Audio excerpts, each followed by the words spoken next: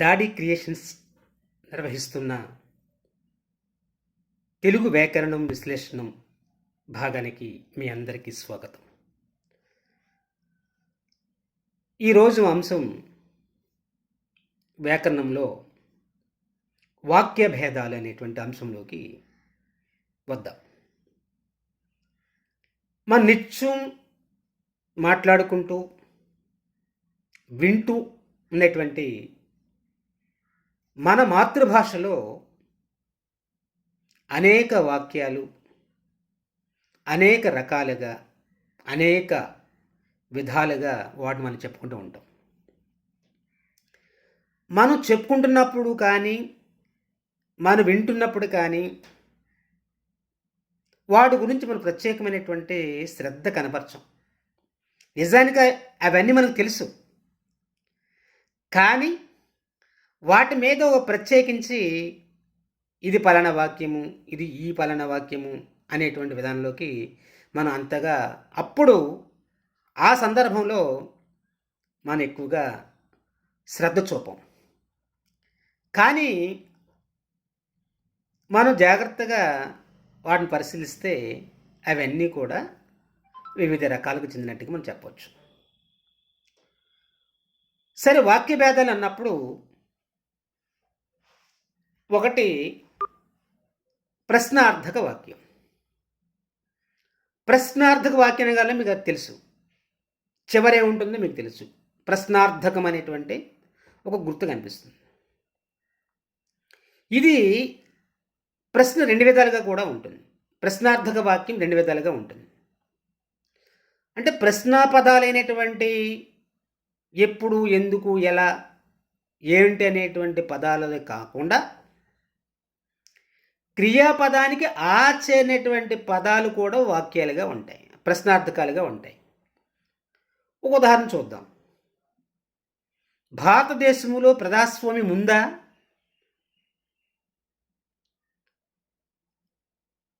అలాగే రేపు నువ్వు వస్తున్నావా, చేస్తున్నావా? వీటిలో క్రియకి మనం ఏం చేర్చాం? ఆహా చేర్చాం.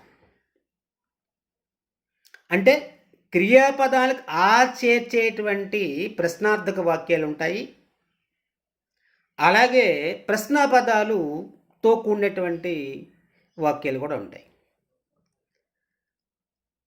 నువ్వు ఎప్పుడు వస్తున్నావు, ఎలా చేసావు, ఎందుకు వచ్చావు, ఇవన్నీ కూడా ప్రశ్నార్థక పదాలకు వస్తాయి. ఇక రెండవది మనం సందేహార్థక వాక్యంగా చెప్పుకుందాం. సందేహం అంటే మీకు తెలుసు, అనుమానంతో కూడినటువంటి. రేపు పరీక్ష జరుగుతుందో జరగదో, దీనిలో చూడండి, ఓ ఏమో అనేటువంటి ప్రత్యయాలు చేరతాయి. రేపు వాడు వస్తాడేమో, చేస్తాడేమో, ఉంటాడేమో అనేటువంటి ఆ ప్రత్యయాలు ఆ వాక్యంలో కనిపిస్తూ ఉంటాయి. ఇలా ఓ ఏమో అనేటువంటి ప్రత్యయాలతో కూడినటువంటి వాక్యాన్ని మనం సందేహార్థక వాక్యంగా పిలుస్తాం. అదేవిధంగా ఇంకా మూడో వాక్యం చూద్దాం. ఈ మూడో వాక్యం మనం చూస్తే నిషేధార్థక వాక్యం. నిషేధం అంటే మీకు తెలుసు. నిషేధ వాక్యం అంటే ఏంటి? వద్దు, కూడదు, రాదు అనే పదాలతో కూడిన వాక్యం. మీరు రావద్దు, మీరు అలా చేయకూడదు, మద్యపానం చేయరాదు, పొగ త్రాగరాదు అన్నాం. అంటే ఇవన్నీ వద్దని చెప్తున్నాం, మనం నిషేధిస్తున్నాం. ఇలాంటి పదాలతో కూడినటువంటి వాక్యాలు ఏవైతే ఉన్నాయో వాటి మన నిషేధార్థక వాక్యం అంటాం. ఇవన్నీ మీకు తెలిసినవే, నేను చెప్పక్కర్లేదు. కానీ పరీక్షలో వచ్చినప్పుడు దాన్ని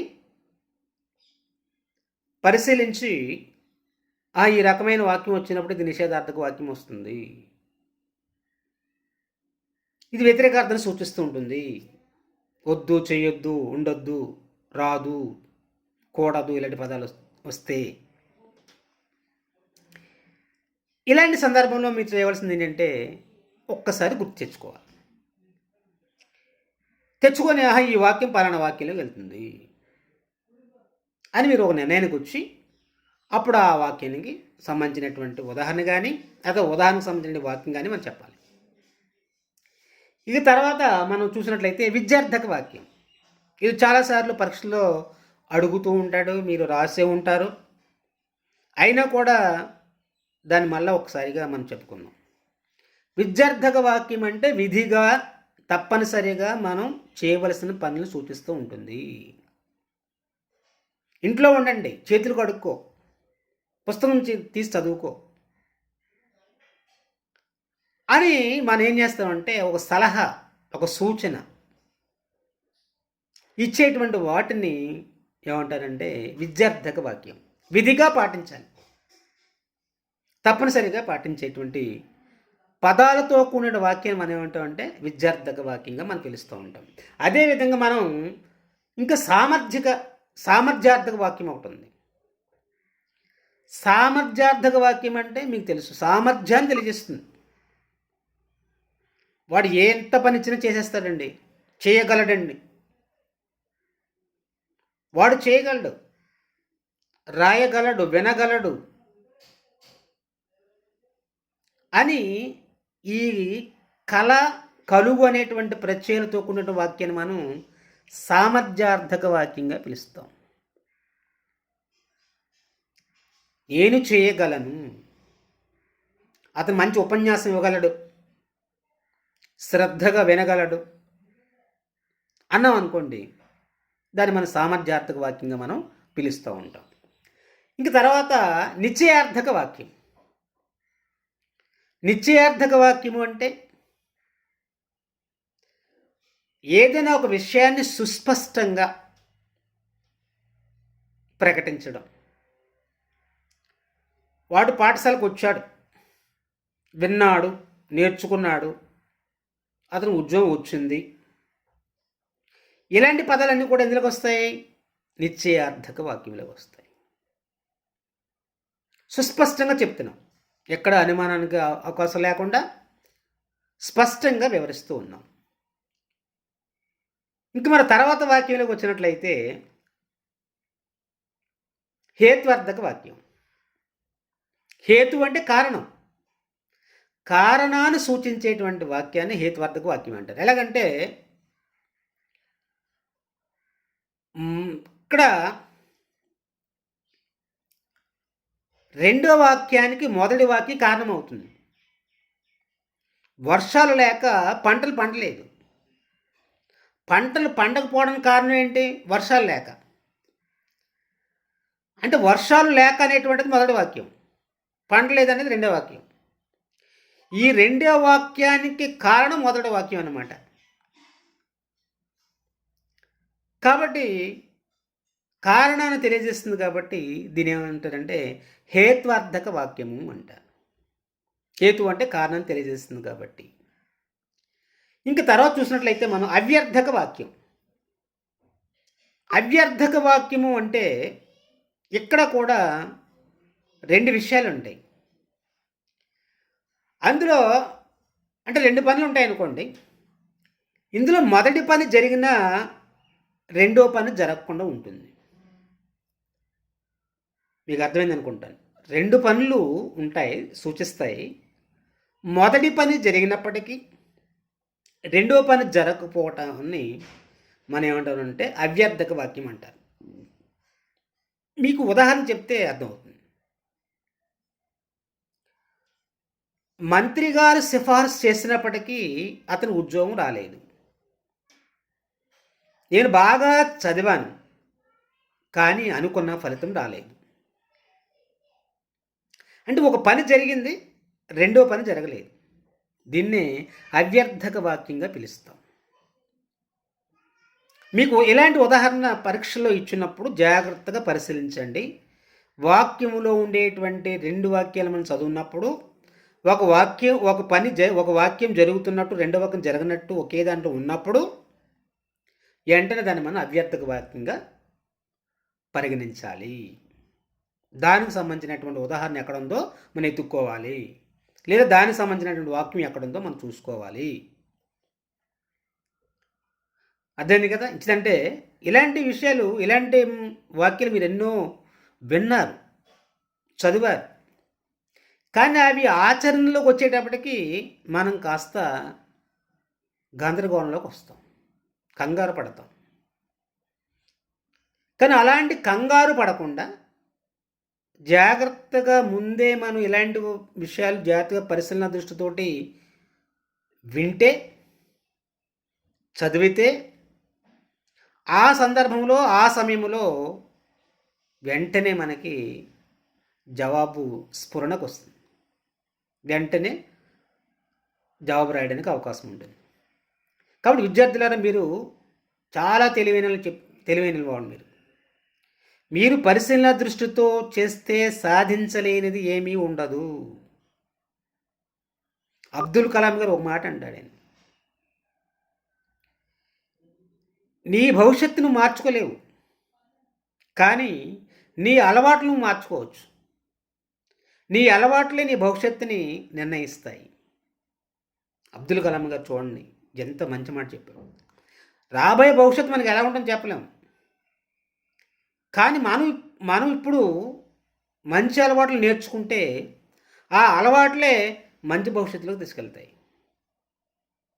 కాబట్టి ఇప్పుడు మనం శ్రద్ధగా వింటే వాటిని రేపు మనం అనుకున్న సమయానికి సమాధానం రాయగలుగుతాము. కాబట్టి విద్యార్థులారా, జాగ్రత్తగా దీన్ని పరిశీలించండి, జాగ్రత్తగా దాన్ని దృష్టిలో ఉంచండి. ఇంక తర్వాత వాక్యం మనం చూస్తే అనుమత్యర్థక వాక్యం. అనుమత్యర్థకంలో అనుమతిని తెలియచేసేది, ఇది మీకు అందరికీ తెలిసిందే. రావచ్చు, వెళ్ళొచ్చు, చేయొచ్చు, తినొచ్చు, వీటన్నిటికి మనం ఏం చేస్తున్నాం? అనుమతిని తెలియజేస్తున్నాం. ఇలా అనుమతిని తెలియచేసేటువంటి వాక్యాన్నే మనం ఏమంటామంటే అనుమత్యర్థక వాక్యము అంటారు. చాలా సులభమైనటువంటి వాక్యం ఇది. మీ పరీక్షలో ఇలాంటి వాక్యం ఏది ఇచ్చినా సరే వెంటనే గుర్తుపట్టచ్చు. ఇంక తర్వాత వాక్యం మనం చూసినట్లయితే సంభావనార్థక వాక్యం. సంభావన అంటే ఊహ, అంటే భవిష్యత్తులో ఆ పని జరగచ్చు. ఉదాహరణకి అతనికి రేపు జరిగే పరీక్షలో మంచి మార్కులు రావచ్చు. చూడండి, ఇక్కడ వచ్చు, రావచ్చు, సంపాదించవచ్చు. ఇక్కడ మనం ఏం చెప్తున్నాం అంటే ఊహిస్తున్నాం, భవిష్యత్తులో ఏం జరుగుతుంది అనేటువంటి దాని గురించి మనం చెప్తున్నాం. నీకు మంచి మార్కులు రావచ్చు, అమరావతి రాజధానిగా ఉండొచ్చు.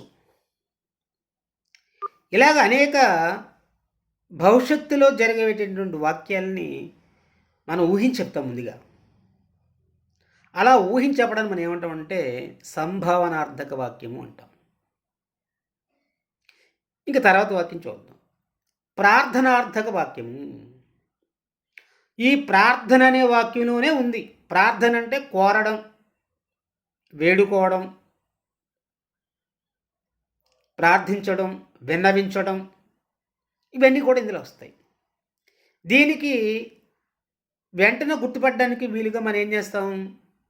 దయచేసి, కాస్త అనే 2 మాటలు ఎక్కడ కనిపించాయి అనుకోండి. దయచేసి అనే మాట కనిపిస్తే చాలు, అది ప్రార్థనార్థకంలోకి వెళ్ళిపోతుంది.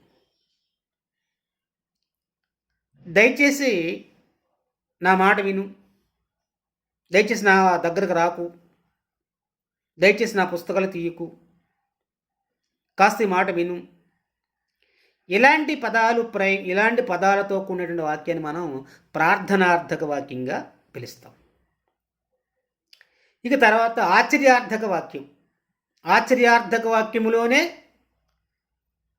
మనకి కనిపిస్తుంది. ఆశ్చర్యము, సంతోషము, బాధ, సంతాపం, ఇలాంటి భావాలను వ్యక్తం చేస్తున్న వాక్యం మీకు కనిపించినట్లయితే అది ఆశ్చర్యార్థక వాక్యంగా మనం చెప్పాలి. ఉదాహరణకి, ఆహా ఎంత బాగుంది, అరే నేను ఎప్పుడు చూడలేదే, ఇలాంటి అయ్యో అలా జరిగిందా, ఇవన్నీ ఏం చేస్తాయంటే ఆశ్చర్యాన్ని కలిగిస్తూ ఉంటాయి. కాబట్టి ఇలాంటి ఆశ్చర్యార్థకమైన పదాలు ఏవైతే ఉన్నాయో ఆ వాక్యాన్ని మనం ఆశ్చర్యార్థక వాక్యంగా పిలుస్తాం. ఇంక తర్వాత ఆశీర్వార్థక వాక్యము. ఆశీర్వాదం అంటే మీకు తెలుసు, ఆశీస్సును తెలియచేసేటువంటి వాక్యాన్నే ఆశీర్వాదక వాక్యంగా పిలుస్తాం. ఉదాహరణ, నీవు నిండు నూరేళ్ళు వర్ధిల్లుగాక, నీకు శుభము కలుగుగాక, భగవంతుని రక్షించుగాక అని ఆశీర్వదిస్తూ ఉంటాం. ఇలా ఆశీర్వాదం తెలియచేసేటువంటి పదాలను మనం ఏం చేస్తామంటే ఆశీర్వాదక వాక్యంగా పిలుస్తాం. ఈ విధంగా ఈ వాక్యాన్ని మనం జాగ్రత్తగా పరిశీలించినట్లయితే ప్రతిదాన్ని కూడా కొంచెం కొంచెం తేడాలతో ఉన్నాయి. కాబట్టి ఆ తేడాల్ని జాగ్రత్తగా గమనించినట్లయితే మీకు ఇచ్చినటువంటి వాక్యాన్ని 1-2 సార్లు చదివినట్లయితే అది ఏ వాక్యంలోకి వెళ్తుందో అనేటువంటి విషయం మీకు స్పష్టంగా అర్థమవుతుంది. అందుచేత ఈ వీడియోని మీరు జాగ్రత్తగా వినండి, ఎప్పుడు ఖాళీ ఉంటే అప్పుడు చూడండి, అవకాశం ఉంటే 2-3 సార్లు వినండి. నీ దగ్గర మొబైల్ లేకపోయినా నీ స్నేహితుడి దగ్గర ఉంటే అక్కడికి వెళ్ళి మన వీడియోస్ ఏవైతే ఉన్నాయో వాటిని అన్నింటినీ ఒక్కొక్కసారి చూడండి. అవకాశం ఉన్నప్పుడు, మీ ఇంటి పక్కన ఎవరైనా ఉన్నప్పుడు, మొబైల్ తన దగ్గర ఉన్నప్పుడు, నీ దగ్గర లేనప్పుడు ఈ వీడియోని చూసి దీనిలో ఉన్న విషయాలు గ్రహించండి. ఎందుకు ఈ ఆన్లైన్ పాఠాలు చెప్పవలసిన పరిస్థితి ఏర్పడుతుందో మీకు తెలుసు. పరీక్షలు చాలా మనకి దూరమైనవి. మీరు ఇంటి దగ్గర ఉండి పాఠాలు సరిగా చదవడానికి బోరు కొడుతుంటే కనీసం విన్నా కూడా పరీక్షలు బాగా రాయొచ్చు అనేటువంటి ఉద్దేశంతో ఈ ఆన్లైన్ పాఠాలు చెప్పడం జరుగుతుంది. ఇది మీకు తెలిసిందే. ఇది ఇప్పుడే కాదు, ఎప్పుడైనా మీరు ఈ పాఠాన్ని వినొచ్చు, దీనిలో ఉన్న విషయాన్ని గ్రహించవచ్చు. సరే, ఇంకొక దీనిలో భాగంగానే క్రియ గురించి చెప్పుకుందాం. ఈ క్రియ 2 విధాలుగా మనం చెప్తూ ఉంటాం, మీకు తెలిసిందే. సమాపక్రియ, అసమాపక్రియ. సమాపకం అంటే సమాప్తము అని అర్థం, అంటే పూర్తయింది అని అర్థం. వచ్చాడు, చేశాడు, ఉన్నాడు, తిన్నాడు, తీసుకెళ్ళాడు, నవ్వాడు, ఇవన్నీ పూర్తయినటువంటి క్రియలు. వీటినే సమాపక్రియలు అంటాం. ఇది కాకుండా దీనికి వ్యతిరేకంగా ఉండేటువంటి క్రియ, పని పూర్తి కాకుండా ఉండే క్రియని అసమాపక క్రియ అంటాం. ఇందాక వచ్చాడు అంటే సమాపక్రియ అయినప్పుడు వచ్చాడనే పదాన్ని వచ్చి అంటే అసమాపకం అవుతుంది. ఏం చేద్దంటే వచ్చి తర్వాత ఏమైందో తెలియదు, చేసిన తర్వాత ఏమైందో తెలియదు. కాబట్టి వచ్చి, చేసి, తిని, ఉండి, తింటూ ఇలాంటి పదాలు ఏవైతే వచ్చాయో వాటిని మనం అసమాపక క్రియగా మనం పరిగణిస్తాము. సరే, మళ్ళీ ఈ అసమాపక క్రియల్ని కాలానుగుణంగా చెప్తూ ఉంటాం. భూతకాలిక అసమాపక క్రియ, వర్తమానకాలిక అసమాపక క్రియ, భవిష్యత్కాలిక అసమాపక క్రియ, ఈ 3 కాలాలకు సంబంధించి చెప్తూ ఉంటాం. భూతకాలికం అంటే జరిగిపోయిన కాలం. జరిగిపోయిన కాలములో ఉండేటువంటి అసమాపక క్రియని త్వార్థము అంటారు. త్వార్థం అంటే భూతకాలిక అసమాపక క్రియ. ఒక ఉదాహరణ చూద్దాం. రాముడు పాఠశాలకు వచ్చి పాఠం విన్నాడు. వచ్చి పాఠం విన్నాడు, 2 భూతకాలమే. ఇందులో ఒకటి విన్నాడు అంటే సమాపక క్రియ, వచ్చి అంటే అది అసమాపక క్రియ. 2 భూతకాలంలో జరిగినాయి. ఇలా భూతకాలంలో వచ్చేటువంటి అసమాపక క్రియని త్వార్థము అంటారు. ఇంక రెండోది శత్రర్థకం. శత్రర్థకం అంటే వర్తమానకాలిక అసమపక్రియ. వర్తమానకాలిక అసమపక్రియ అంటే రాముడు బడికి వస్తూ స్నేహితులతో మాట్లాడుతూ ఉన్నాడు. వస్తూ అంటే ప్రస్తుతం జరుగుతూ ఉంది. వస్తూ ఇంకేదో చేస్తున్నాడు వాడు. వస్తూ అనేది మనం అక్కడ పని పూర్తవలేదు. ఇక్కడ అసమపక్రియ. ఇది ఏ కాలంలో అసమపక్రియ? వర్తమాన కాలంలో అసమపక్రియ. కాబట్టి వర్తమానకాల అసమపక్రియ మనం ఏం పిలుస్తామంటే శత్రర్థకము అంటాం. ఇంకా 3 చూద్దాం. అంటే భూతకాలం అయిపోయింది, భూతకాలం అసమపక్రియ అయిపోయింది. అసమపక్రియని మనం త్వార్థం అంటున్నాం. వర్తమానకాలిక అసమపక్రియని శత్రర్థకం అంటున్నాం. ఇంకా భవిష్యత్కాలిక అసమపక్రియ ఉంది కదా. ఈ భవిష్యత్కాల అసమపక్రియని ఏమంటారంటే ఛేదార్థకము అంటారు. దీనిలో తే ఇతే అనే ప్రత్యయాలు వస్తాయి. బాగా చదివితే మంచి మార్కులు వస్తాయి. వర్షాలు పడితే పంటలు పండుతాయి. అంటే తే అనేటువంటి ప్రత్యయం మనం ఇందులో వచ్చినప్పుడు అది భవిష్యత్తుని తెలియచేస్తూ ఉంటుంది. పడితే, ఉంటే, కింటే, చేస్తే ఇవన్నీ భవిష్యత్ కాలం తెలియజేస్తున్నాయి. ఇలా భవిష్యత్ కాలం తెలియజేసేటువంటి అసమపక్రియని ఏమంటారంటే ఛేదార్థకం అంటారు. మనం ఇంకోసారి చెప్తున్నాను. భూతకాలములో ఉండే అసమపక్రియని త్వార్థము అంటారు. వర్తమాన కాలములో ఉండే అసమపక్రియని శత్రర్థకం అంటారు. భవిష్యత్ కాలములో ఉండే అసమపక్రియని ఛేదార్థకం అంటారు. కాబట్టి ఈ మూడింటిని జాగ్రత్తగా ఆ చిన్న చిన్న తేడాను గమనించి మీరు వాటికి సంబంధించినటువంటి వాక్యాలు ఏమైనా ఇస్తే వాటికి సంబంధించినటువంటి విధానం ఎక్కడుందో చూసుకొని జవాబులు రాయాలి. కాబట్టి ఇవన్నీ మీరు విన్నవే, చదివినవే మళ్ళీ ఒక్కసారి గుర్తు చేసుకోవడం కోసం, మీకున్న అనుమానాన్ని నివృత్తి చేసుకోవడం కోసం ఈ వీడియోని తప్పకుండా చూడండి. మళ్ళా రేపు వచ్చేటువంటి మరొక అంశంతో కలుస్తాను. అంతవరకు స్వస్తి.